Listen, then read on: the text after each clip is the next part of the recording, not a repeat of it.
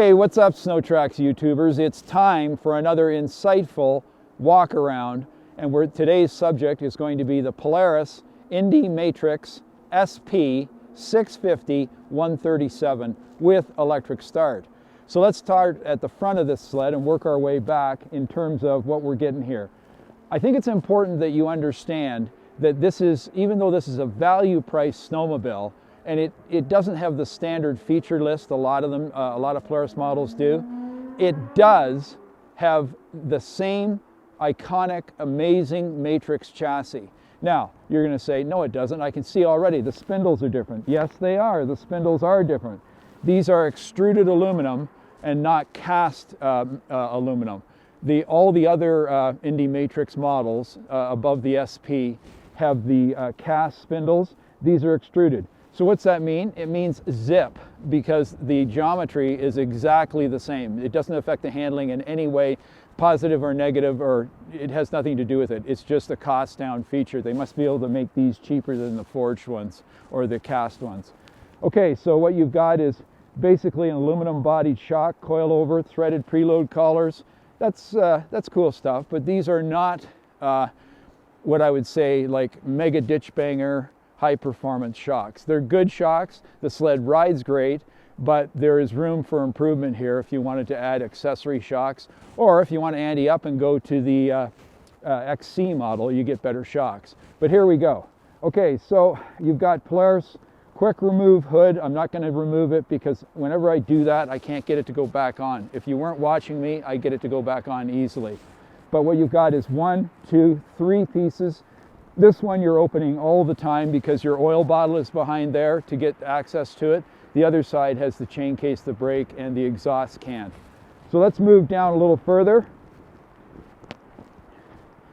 Here's something that's interesting. How come on their high performance snowmobiles, Polaris puts the crappiest little windshield, and then on a snowmobile like this that's high value, this has got a great windshield. This is the right height, works perfect on cold days. It's really comfortable. That's a good feature.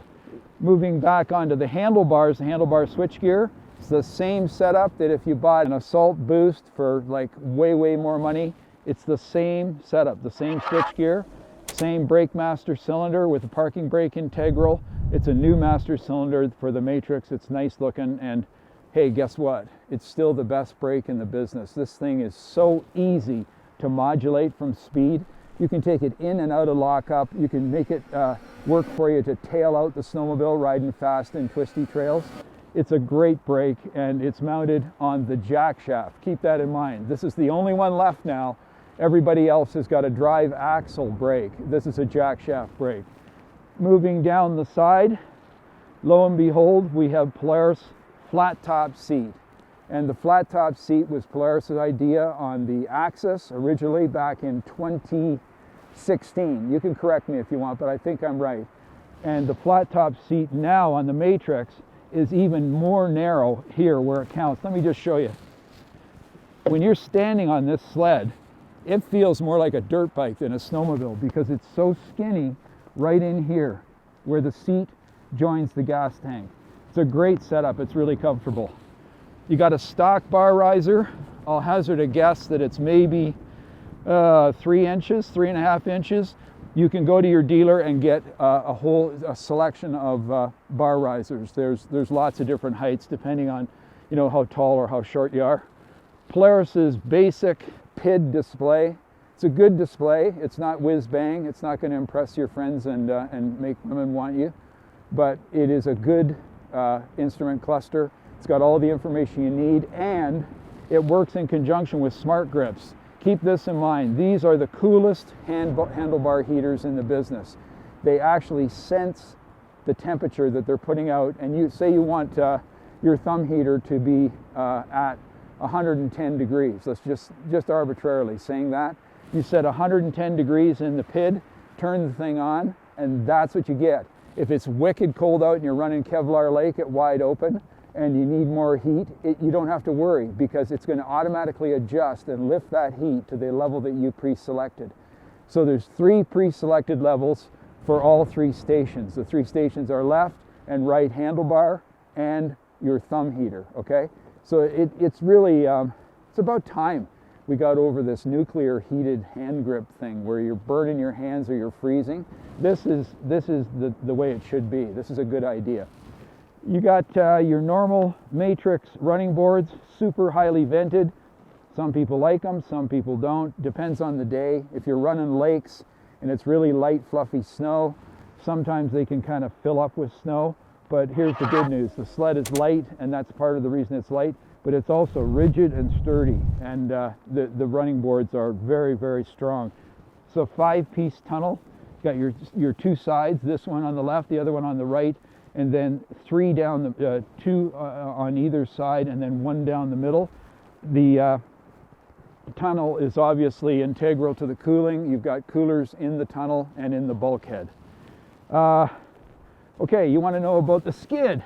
Let's take a quick look. This is Pro CC, and Pro CC is the same on this model, this SP, as it is on the VR1. The skid, if it's a 137 or a 129, it's the same skid. It's just shocks that get changed and get upgraded to make for a higher value package, but a higher MSRP. The Pro CC skid is conventionally coupled so that the rear drop link right here, and it's all covered in snow, you can't see it, it couples up, which is really important because it controls ski lift, keeps the sled handling nice and smooth and straight, and more importantly, absorbs big hits really well. So that's your Pro CC 137 skid.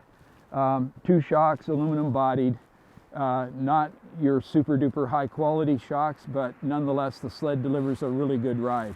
What can I tell you more about this? Well, I should tell you about the front suspension and how well it works in corners. These are the same skis that come on the high priced Polaris MATRYX models. The skis are amazing. They do an amazing job of steering straight. They don't get darty. They stay in control, keep you in control. And this IFS, of course, is the IFS envy of the entire industry. This is the best handling front end on a snowmobile so far. There are challenges coming from Skidoo, and we'll talk more about that. But right now, this thing handles like amazing. You think this thing down the trails. It really handles great. I think I should start it for you because you always want that.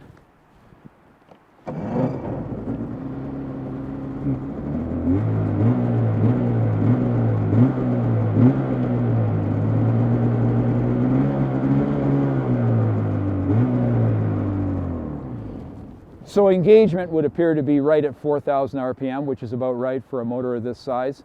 What is really outstanding about this, and unfortunately we can't let you experience this unless we did it virtually, but this thing hauls. This thing is a fast snowmobile. There are no 600 class snowmobiles that can keep up with this, and we've verified that multiple times in the last year. And even though there's a new kid on the block with a 600, this 650 is just the benchmark. It's what all others have to be judged by. It's a great power plant. So I think that pretty much covers off everything we want to talk about on a walk around. So if you like this deal, please click the like button on your screen, and we'll look to seeing you next time with another insightful walk around here at SnowTrax Television.